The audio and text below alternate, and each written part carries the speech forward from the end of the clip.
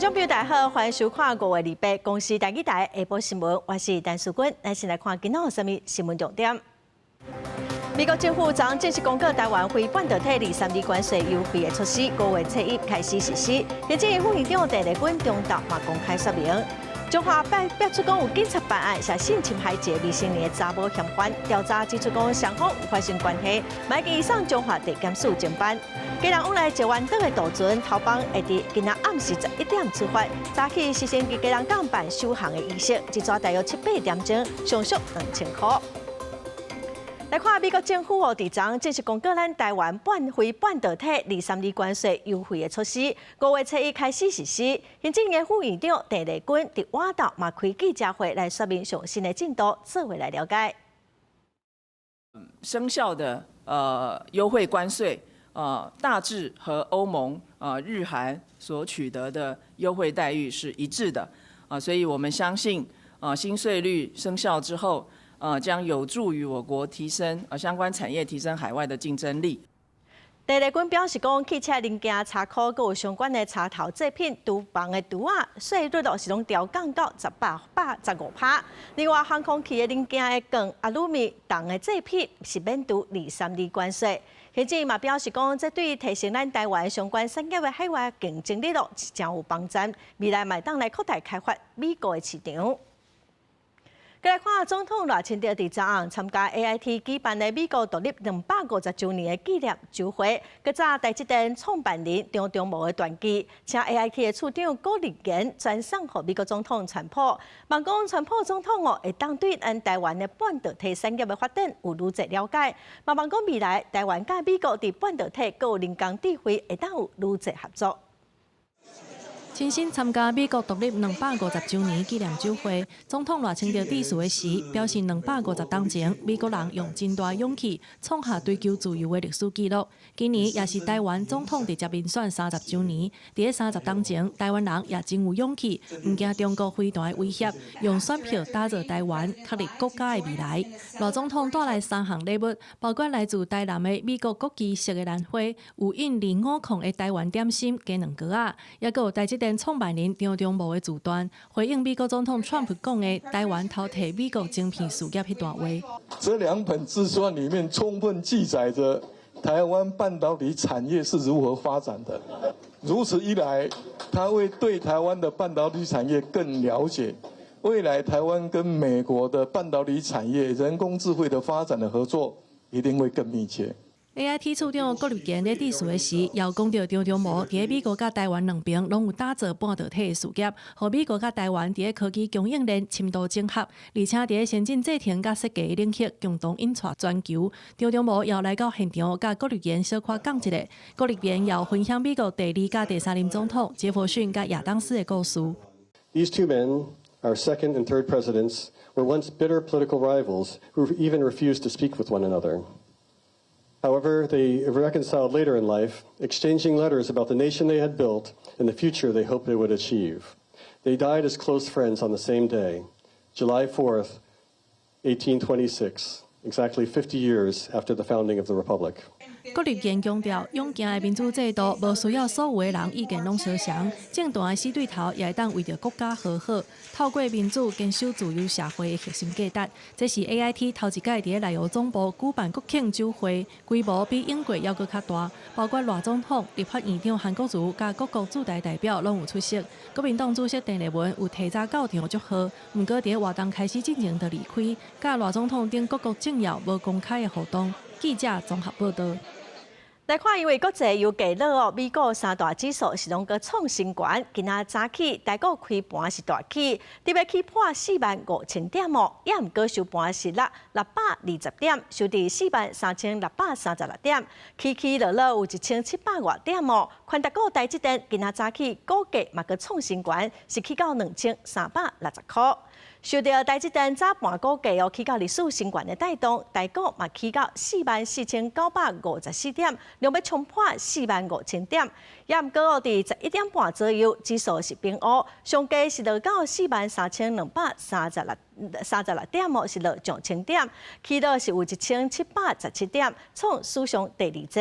另外，回答的执行长林芬暗时会请台湾供应链，包括台积电、广达、鸿海等董事长食饭。林芬嘛讲，咱台湾的供应链下半年会愈无闲。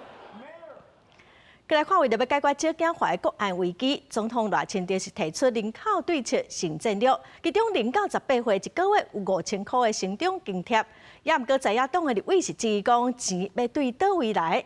卫生福利部部长赵忠良今仔强调讲，成长津贴会编伫116年的公务预算，望讲会当互出生率会当回升到原本的趋势，甚至会当提升。因应少子女化的问题，总统赖清德提出人口对策新战略18项措施，包括0到18岁每一个人每一个月领5000块的成长津贴，育婴留一天薪的加钱，绿色离校发展的校号等等。国民党立委虽然真乐观看待政府愿意对南亚进程的主张，提出相关的政策，也毋过嘛质疑这财源要为倒位来。如果是中央开支票，由地方买单，现在该做的一些相关的补助啊，还东卡西卡的话，我想这样也就不好了。中央开的支票，国民党执政的县市，他才不跟你买单呢。我们也期待在野党的朋友，钱从哪里来的部分呢，好好去提出拷问。采取这个给付行政的方式，编列在明年的这个预算公务预算里面，那么来实施。赵忠良强调，相关的预算编列嘛是要经过立法院的审查听书，嘛讲到出生率下降，伫咧 OECD 国家拢是同款的趋势。希望政策推动了后，出生率会当转去到原来的趋势，甚至平盘。若国民党团总调布坤基是发声，生一体会使免费带下体30档，若生2体会使带规4人。内政部回应，安尼恐惊会去克制到其他有需要的家庭。社会住宅是有社会公益。那目前社会住宅都是只租不卖，30年的部分的话，反而会排挤其他有婚育需求跟少子化需求的其他家庭。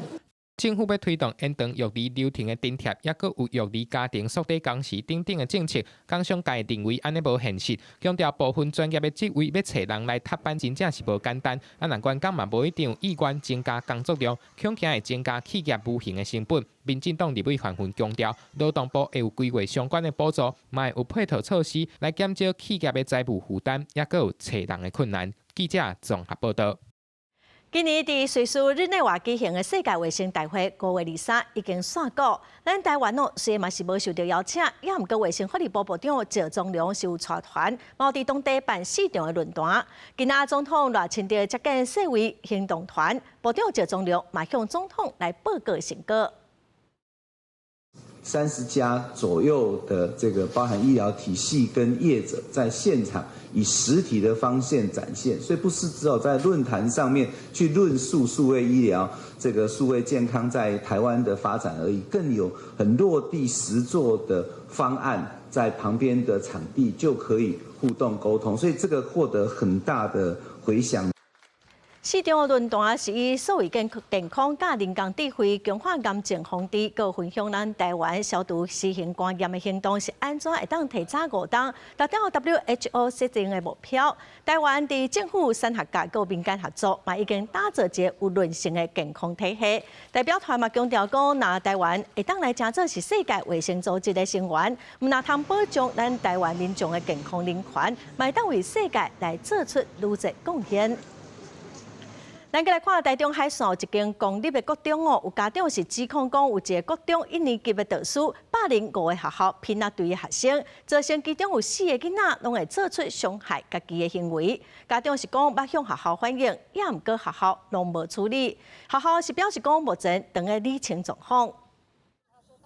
家长带囡仔伫咧学校外口情绪真激动，指控台中市海线一间国中1年的老师，针对班级内底5个参加分偏仔队社团的学生言语霸凌，毋但公开甲囡仔骂，佮讲分偏仔有啥物了不起，互4个学生有集体自我伤害的行为。会讲一些贬低我们的话，贬低哪？就是说我们上课都不认真，都没有认真听，然后说什么子弟队了不起哦。我就会觉得自己不够好，然后一直自责，然后感觉这样压力很大。家长就指出，这个导师佮甲学生恐吓，讲甲上头拢无效，无人会相信学生讲的话，互囡仔心内足惊的。自今年4月就开始发现自我伤害，拒绝上课。甲学校反映足侪摆，拢无解决，唔知影是安怎学生要安尼互对待。学生不堪负荷，回到家把玻璃的市长奖的奖杯砸碎，来割腕，用奖杯进行割腕，自残这种动作，你们觉得这样对吗？这个老师他有资格在这种教育界吗？学校甲台中市教育局就表示，已经和学生、家长联络，目前正在厘清师生互动的情形。因为代志是涉及未成年学生的隐私权甲权益，无方便对外说明细节，煞尾会互辅导人员来提供必要协助。老师跟孩子的沟通，老师跟家长的沟通，也许是我们做的比较不足的部分。那这个部分，我们后续一定会再更努力。负向的情绪无法被大人接住，导致于他们只好做出一个自残的行为。我认为这个学校跟教育局都应该要负起相当的责任。人本教育基金会是认为，这个涉案的老师甲学生社团的表现看轻，显示教育现场要是存在旧思维。因若言语霸凌的代志到达过2个月啊，要是互学生集体自我伤害的状况，学校甲市府拢有责任。记者综合报道。再来看高雄哦，顶日啊有资深的老师伫校园行地路，教育部是表示讲已经有成立咨商的辅导甲校园支持的专案小组。今仔是有教师团体是呼吁讲，除了心理支持的制度，嘛应该爱修法来建立教职员安全防护的机制，协助学校来处理学生、家长也是外部的人士对教职员的不当对待。高雄一个资深老师2个月时伫校内行地路，那亲像是伫管教学生甲生活中拄着困境，详细原因也同在厘清。另外有教师团体召开记者会，指出现代社会因为家长工课无用，致使家庭教育失功能的状况变严重，加上即摆家长自主环境强势，嘛造成过度插手班级经营，致使真侪老师想要管教学生，却惊防导数真实质。无力管教其实也是一个很重大的国安问题，因为什么？因为如果老师都没有办法在学校里面教孩子的时候，我们的整个社会是会完全崩坏的。全国教师会也指出，老师面对压力，也有校园人数和教师心理支持制度的欠缺，因也提出3大诉求，要求政府建立心理支持制度，甲教职员校园安全防护指引，协助学校处理教职员受到不当对待的状况，嘛爱受至少法定家长的管教责任。若准学生长期干扰教学甲老师，也要求家长强制配合学校的辅导管教。儿少法正在修法，能够针对这个部分明确的把家对于孩子的管教的责任义务，尤其是责任的部分，属于政府、学校跟家长要共同能够去协力的那个苛责的一个条文，能够明确的订定出来，不要再让我们基层老师在冲突的第一线去承担绝大多数的责任。那教育部是回应讲，目前各县市都有老师咨商辅导支持体系，来协助老师在面对工作压力甲身心困扰。未来继续辅导地方政府落实制度。针对这届的事件，教育部讲是已经有成立咨商辅导甲校园支持专业的专案小组，来协助学校师生甲家属。记者卢尚祖、郑俊友特别报道。一寡弱势的族群需要申请补助，却因为程序真复杂，有的规定佫非常的严格，无解合理，造成有真侪需要救助的人申请袂到补助。有民间团体就批评讲，行政院来做优先法案的社会救助法草案已经拖3档了，佫无消无息，因是呼吁行政院甲立法院应该赶紧完成修法。民间团体代表伫行政院官员的小鬼仔壳搬行动局，提布鲁啊上定社会救助法修法进度一拖再拖，方认为是社会安全的上尾一条红线的社救法。目前有案有无合理的户籍要求，致使离婚或者是离家真久需要救助的民众，因为其他出来人有案有工课，无法度来申请补助。20-30年没有联络的家人，把他们的收入跟资产整个合并计算。这其实就是无形中把国家应该要照顾这些贫困者的责任丢到已经实质上已经瓦解的家庭的身上。社会救助法内底人职合一的规定，嘛，互民间团体批评伤过古板。弱势民众若户籍地甲徛的所在无同，或者是伫外口税厝，厝头家无愿意互因入境，卖地书领袂到租金补助，艰苦生活。弱势者他们其实是就是付完了租金之后，他们就没钱吃饭的状况。民团来到立法院群现楼头前，呼吁行政院赶紧提出版本，立法院赶紧排审，违反案委员会调委民进党立委林月琴讲，现行社救法无法度真正保障弱势，对国内散车的人口数嘛有结果。我们只有58万的低收、中低收，可是日韩的话大占15%，台湾占2.5%。如果以日韩的算法的话，我们应该258万。所以我们那200万人口是没有办法得到协助的。行政院捌表示，社会救助法主要是对食头路条件较不利的人放零工作能力甲工作收入的认定，佮加强脱贫机制。2日，卫福部长赵宗良伫院会表示，草案伫行政院已经完成2/3的审查，会伫这个会期送入去立法院。记者综合报道。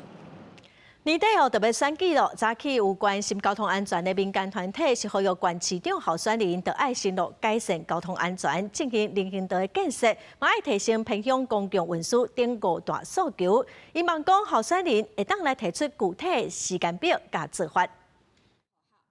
2016年9合1选举，伫11月28就要投票。国民党嘛已经开始杀人选拼选举。拜四有关心交通安全的民团伫立法院门口发表2016关市县长候选人交通改善承诺白皮书，讲根据交通部的统计，台湾当年有3000个人因为交通事故死亡，平均每天有8个人牺牲。民团甲县市选举候选人提出5大交通改革诉求，希望因会当承诺改善交通安全。2030年以前要让12米以上的道路必须要有人行道，然后第二个是我们现在的通学区只是挂一个牌子，我们希望通学区能够有实质的实体保护、实质的保护。然后第三个是我们希望说我们的道路工程设计能够迈向现代。最后2个分别是说要照顾到我们偏乡的孩子，必须要解决他们移动贫穷的问题，要让每个小孩子都拥有他们应该要获得的受教权。最后一个是大众运输的完善，必须搭配人本街道。另外，根据统计，去年国内0到14岁儿童交通的死伤人数比前一年增加1344人，甚至台湾交通死亡率比日本、英国更较高。民团嘛呼吁校区周边的车速爱降低，建立实体移动人行道，让囡仔有安全的道路空间。台湾的交通事故的死亡数呢，是其他国家的好多倍。那我们做了一个对照，我们做了一个是出生率的一个状况。那大家可以看到，这些国家出生率是台湾的倍数的。好，所以我们真正的是来到了所谓的生不如死的状态。民团讲道路安全若无解决，台湾交警法问题会愈来愈严重。呼吁9合1选举的候选人，就要公开占字，承诺改善交通安全，而且要提出具体时程甲做法，正正改善用路环境。记者郭正王志刚台北报道。国际新闻来看，寮国有7个民众伫5月19号烧去一个地下石洞乌金马，所向用落大雨做大水哦，7个人是掉伫石洞超过1礼拜咯。上新的消息是，其中5个人已经平安救出来，也毋过哦，是有2个人失踪。5月27顺利找到受困的5位寮国村民了后，泰国救援团队第一時間對外發布影像。ครับตอนนี้ผมเบนนะครับมิโกะนะครับได้มาเจอ5คนลาวแล้วนะครับทุกคนปลอดภัยดีนะครับเดี๋ยวเราจะทำการช่วยเหลือต่อไปนะครับ泰國救援團隊的領隊也真歡喜。16:30พบเป้าหมายแล้วนะครับตอนนี้พบแล้วนะครับพบแล้วเดี๋ยวทั้ง5ท่านนะครับอีก2ท่านยังต้องตามหาต่ออีกนะครับพบแล้วครับเดี๋ยวอัปเดตอีกที这站寮国石洞受困的事件发生伫5月19至20時間，寮國中部賽宋本省一笪較壓貼的地下石洞，是廢棄的金礦石洞。7個村民為着烏金仔甲走找食食入去內底，也毋過山區熊熊落大雨，引起土石流，土埋甲出口攏塌掉咧，互7個人掉伫內底。另外一個村民有成功走出來，而且去報警察討救兵。除了寮國當地救援組織，泰國救援專家捌參加2018年石洞救援行動的芬蘭專業唱水員米可帕西等等，也伫第一時間趕赴現場救人。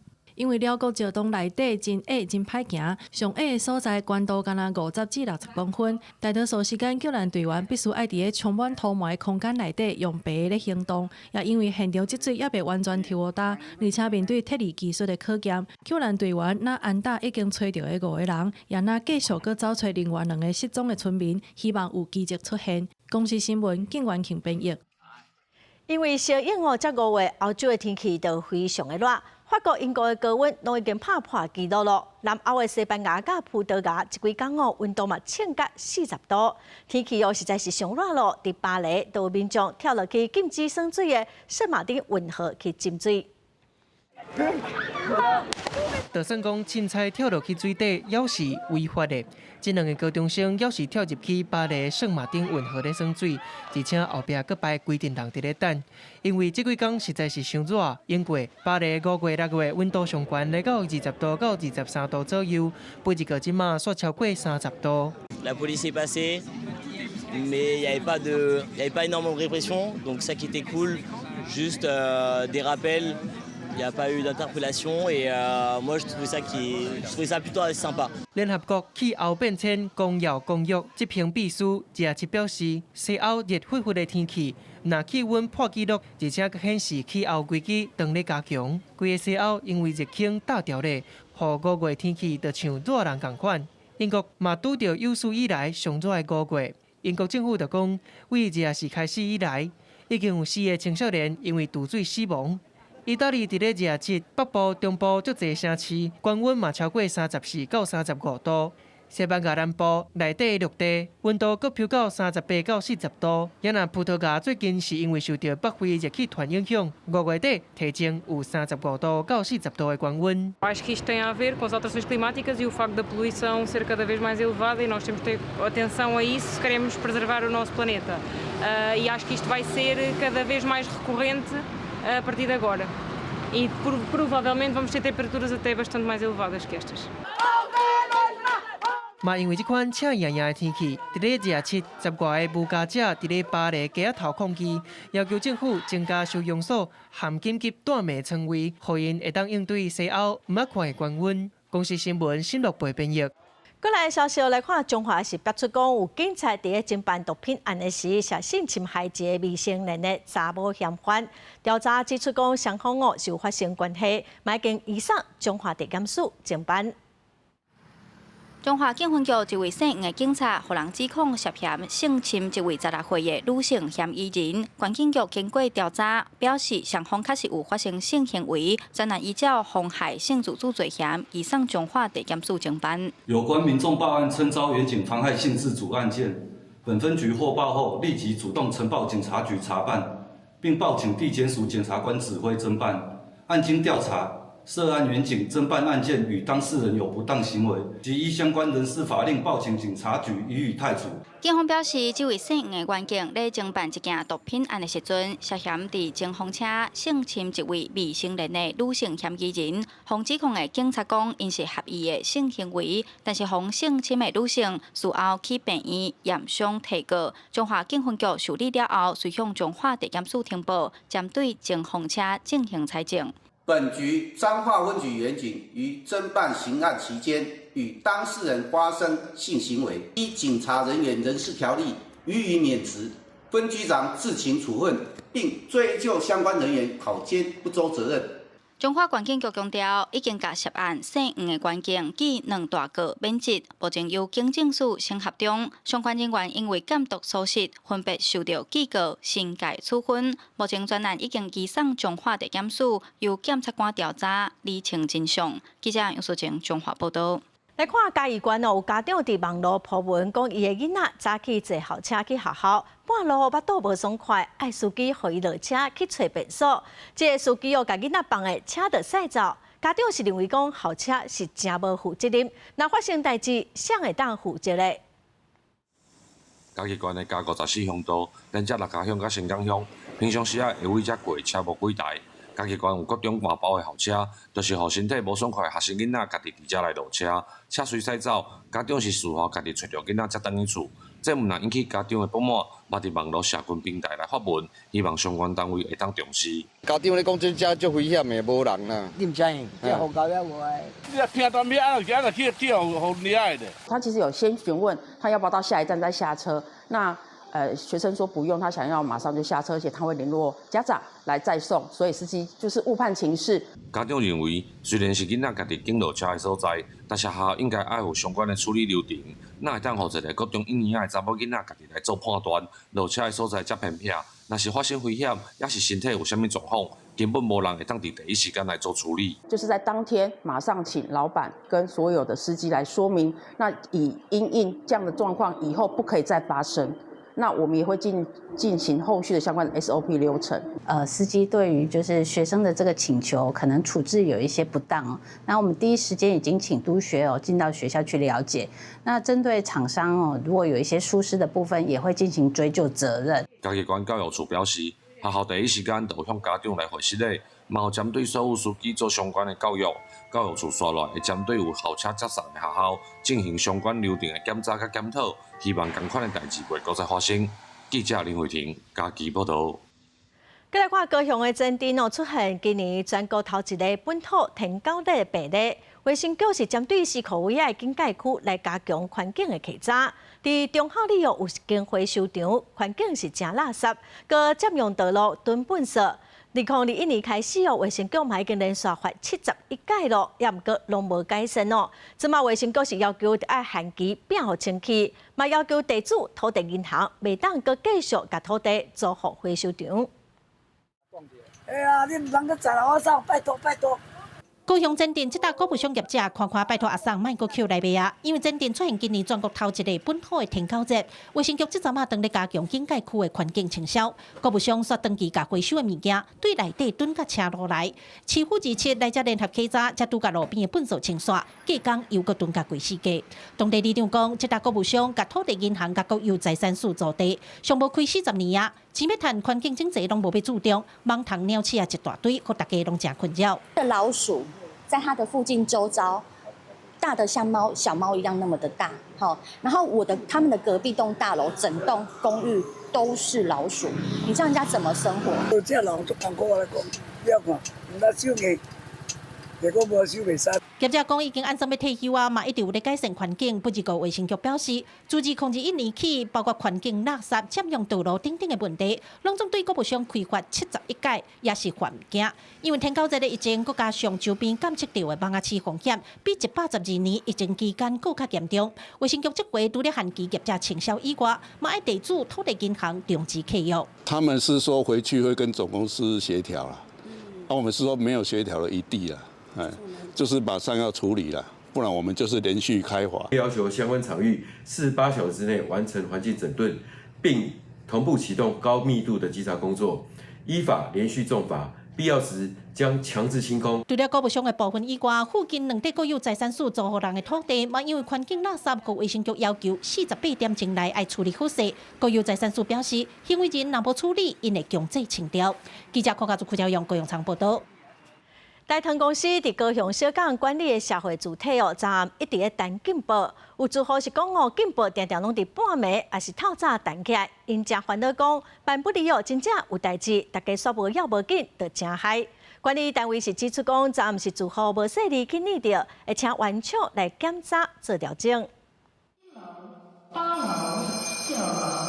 走廊传出警报声，不过煞也无看到火焰。27半暝晚11点，高雄小港即搭由大唐兴建委托八组代管的客户孙权主体，无缘无故一直响警报。不过遐个住户表示，这已经不是头一届啊。我在这边遇过差不多4、5次哦，这个月应该就两次左右。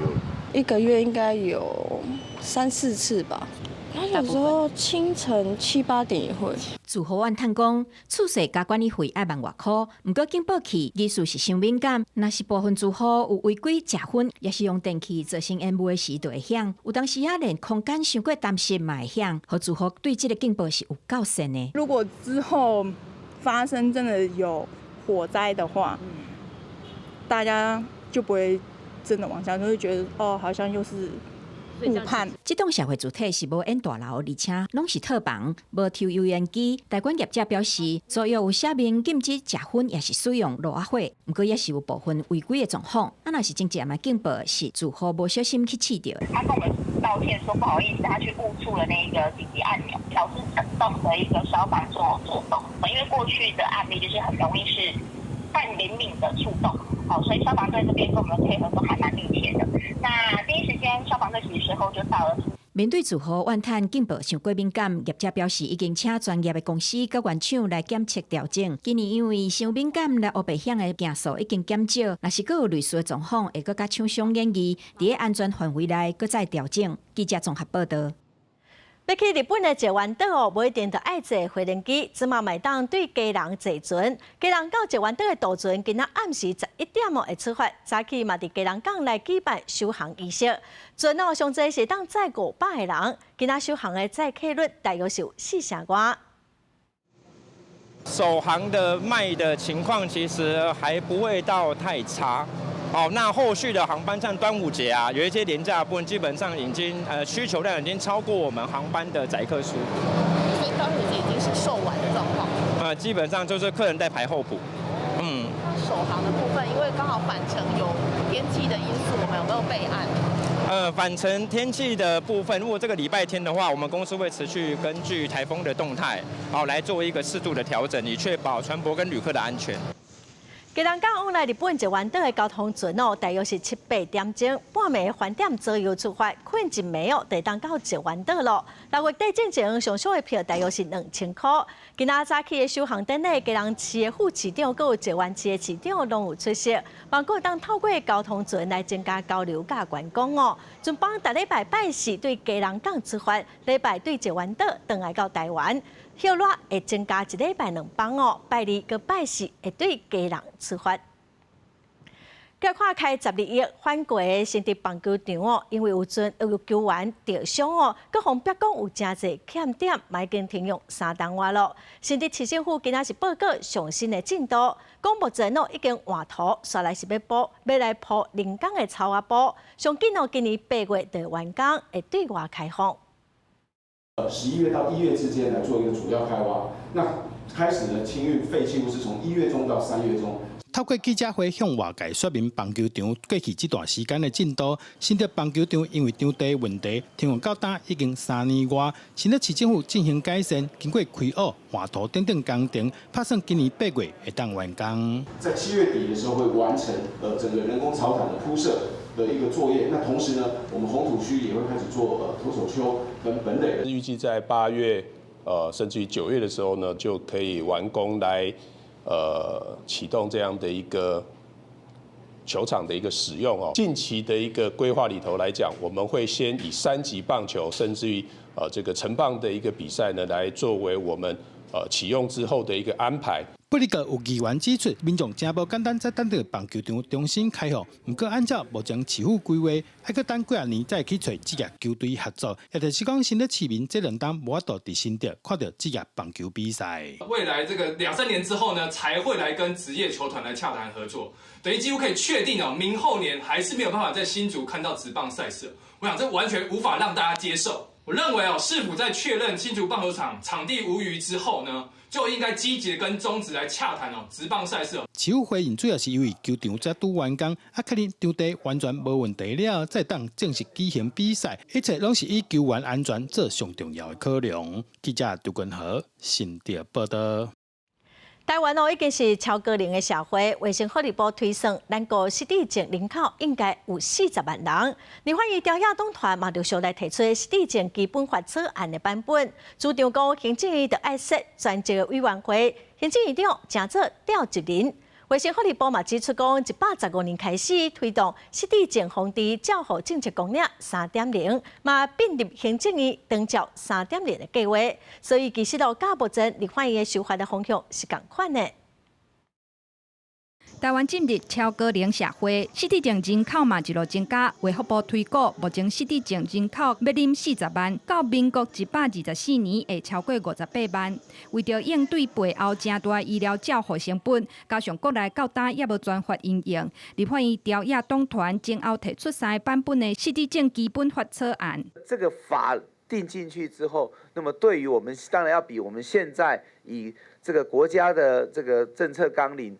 加上目前的各个法规所含纳的，应该要更具全面性，所以它的立法的过程，我认为它是需要更严谨。下个月啦，我们就会发布了。那我们会继续纳入这个长照3.0里面继续来推动，会进入到3.0的这个方案里头。目前条约有几来版本，拢主张行政院应该设专职委员会，建立跨部会机制，由行政院长做调集人。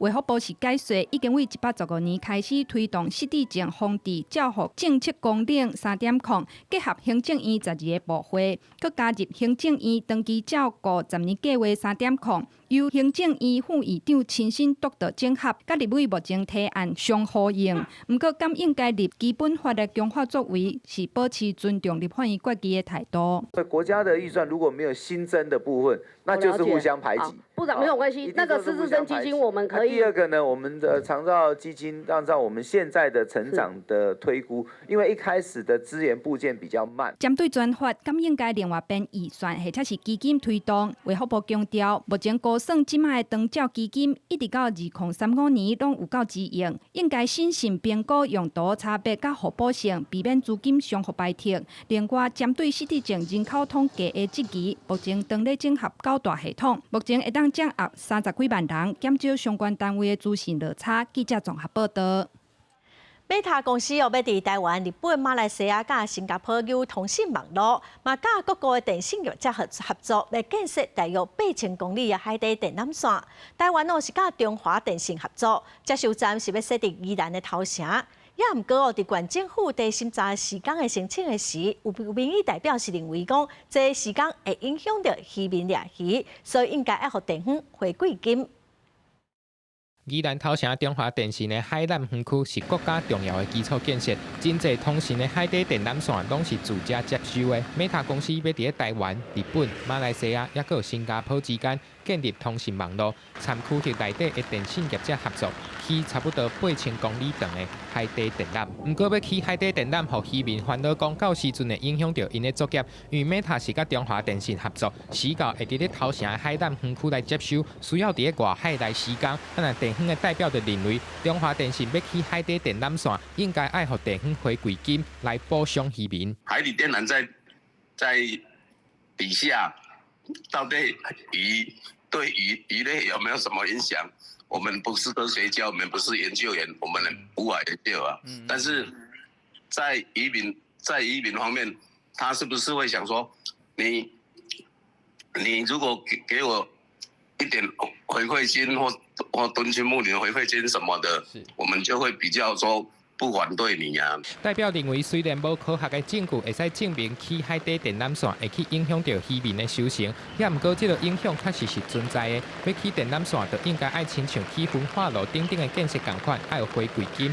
啊，若是目前中华电信已经针对 Meta 公司的海底电缆线的建设，提出海岸管理的利用说明书，送管府来做初审。我们县府依程序受理之后，初审符合海洋利用管理说明书的一个格式，然后在头城办理公开展览。根据县府的统计，头城外海海缆建设每2当地有一件申请案。最近这几年受到 AI 通信也有数据传输愈来愈侪的影响，所以每一当拢会有申请案。啊，若Meta海缆建设伫咧初审的时阵，会来收集各界意见。建设处表示，依法业者若要来起海缆，无需要提供予地方回馈金。啊，若相关的意见会报内政部来审查，若是审查通过，业者就会当施工。记者综合报道。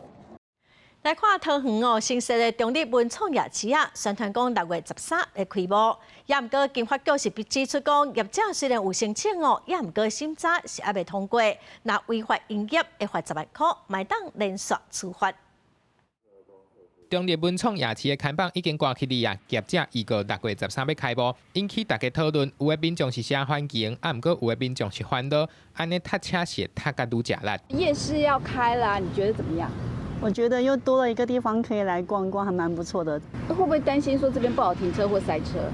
看起来还好因为这边停车场什么的也都有。要有一个新的文创夜市，你怎么看？你会不会更担心塞车问题？这夜市对于交通的问题会非常大，而且在于整个动线上，就是非常不方便。很怕塞就对。对，非常怕塞。经发局表示，中立文创夜市设置的审查也未通过，针对交通法律的部分，也搁要经过团队搁一届补强甲说明，若是违法营业，一届会当罚10万块。必要情节重大的时候呢，我们会进一步处理，以封闭或是强拆等措施来面对这个情节比较重大之情形。中立文创夜市规划招商超过150档，针对夜市争议的部分，经营团队业贴表示，今年1月20就已经送申请啊。若附近塞车的问题，唔是业者会当解决的。但是针对停车附近有中原文创园区后壁迄搭停车场，嘛预计要来设立新的停车场。若目前设置的审查也未通过，嘛会考虑敢要延期开幕。记者综合报道。为着要了解学生的学习，今仔全台湾是有17个县市针对3年啊到8年的学生来做学历检测。也毋过有教师团体是烦恼讲，学校会甲检测结果用来分班。伫屏东县甚至有老师反映讲，校务会议会来提出来检讨。也毋过屏东县教育处是强调讲，毋捌甲检测结果公开排名，也是讲提来检讨老师。学历检测2月举办，全台各中国小3年到8年的学生，考华语文、数学甲英语文3科。检测分数原本是用来予老师和学生做合适成效的参考，不过全国教育产业总工会质疑，有学校甲检测结果摕来做全校排名分班的依据，甚至是老师上课的绩效，造成老师和学生双方的压力。教育部也有提到说，学历测验应该要以学生的诊断来做基础，而不是当做老师学校的考核绩效。宗教大考题是对于屏东县来讲，学生的那个城乡差距上跟课本版本上是有很大的差异。全教产嘛表示，屏东县的老师反映，有校长会伫校务会议，也是行政群组内底公开检讨成绩不达标的老师，有的学校是直接公布班级排名，成绩较歹的学生和老师就去互做记号。学生囡仔为着分数一直拼性命做题目，已经失去学历检测的意义。精进教学品质，那分析结果是以学校为单位来做回馈，作为教学调整跟课程规划的参考。那检测的结果并非用于学校或学生的排名。县府教育处回应，学历检测主要目的是了解学生学习状况，协助学校调整教学方向，唔捌要求学校公开班级排名，嘛袂甲成绩做老师考绩、校长遴选的依据。全教产是呼吁应该要废除学历检测，回归学习辅助的机制。记者柯炳哲，屏东报道。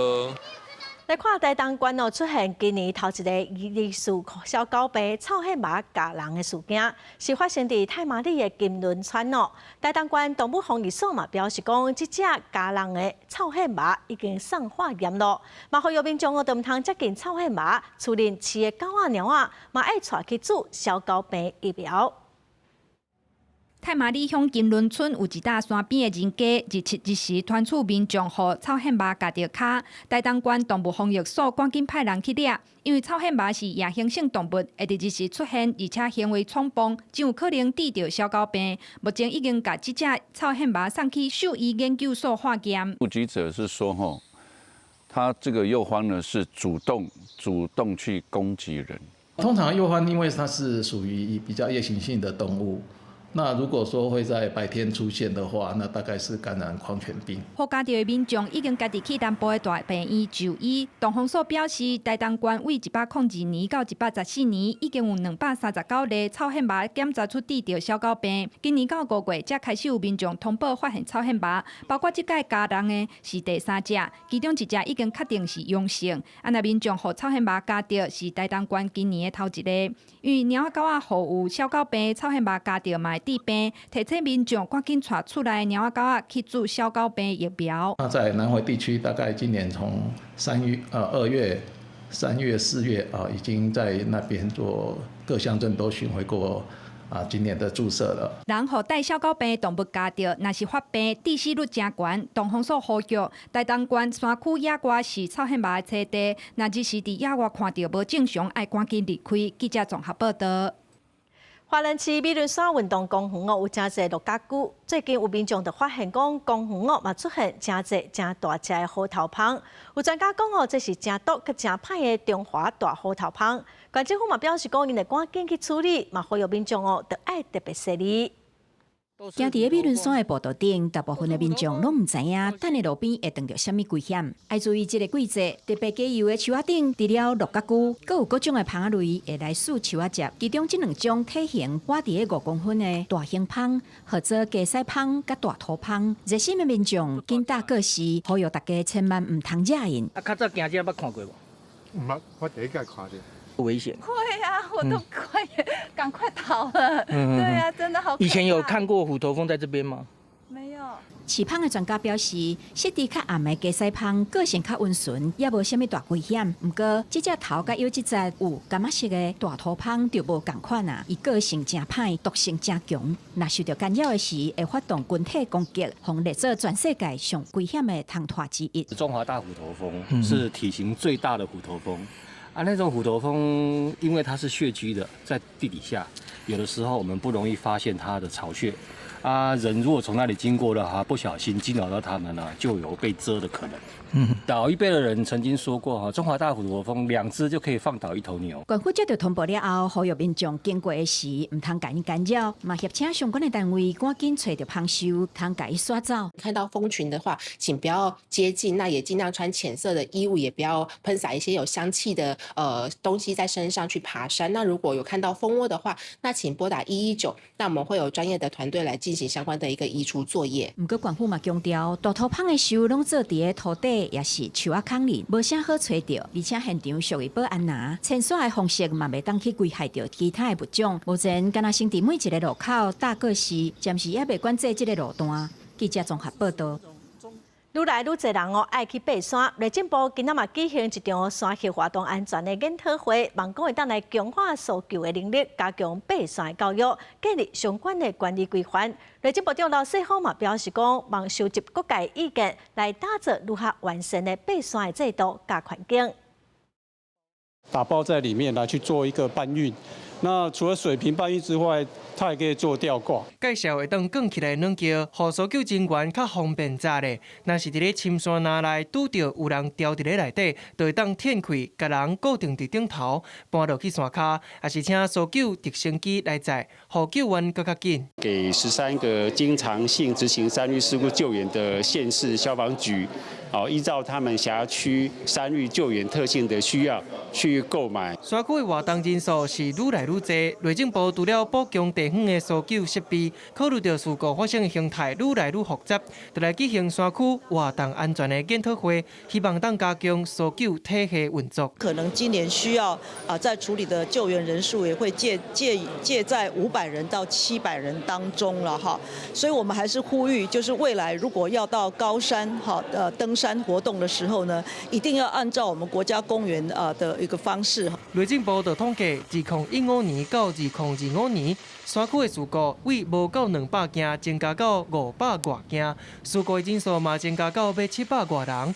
所以建立一致性的山区活动管理规范是介重要。我们跟全民运动署来讨论如何规范这个山域的一致性的，因为登山是一种运动，缺乏风险管理的意识。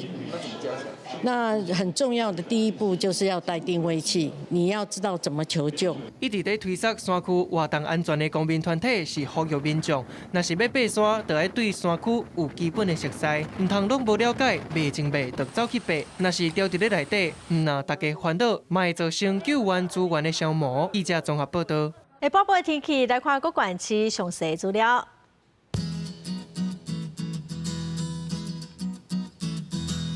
北部地区上低31度，上悬37度；中部地区上低31度，上悬35度；南部地区上低30度，上悬36度；东部地区上低29度，上悬33度。外岛地区上低27度，上悬32度。感谢观众朋友收看《公视台语台下晡新闻》，我是陈淑君，明仔载下晡3点，咱再会。